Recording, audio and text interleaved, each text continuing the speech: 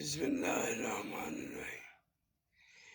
پیارے دوستو، محبوب پاک صلی اللہ علیہ وآلہ وسلم فرماتے ہیں کہ مومن جو ہے وہ ایک نرم پودے کی مانند ہے کہ جب ہوا چلتی ہے تو وہ ایک طرف کو جھک جاتا ہے، جب ہوا بند ہوتی ہے تو وہ پھر سیدھا ہو جاتا ہے۔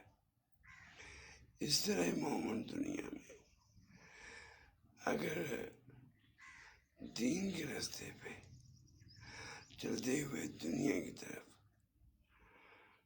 مگر ہوتا ہے تو اللہ کی ذات اس کو پھر دین کے راستے پہ چلا دیتی ہے۔ شرط انسان کا مومن ہونا ضروری ہے۔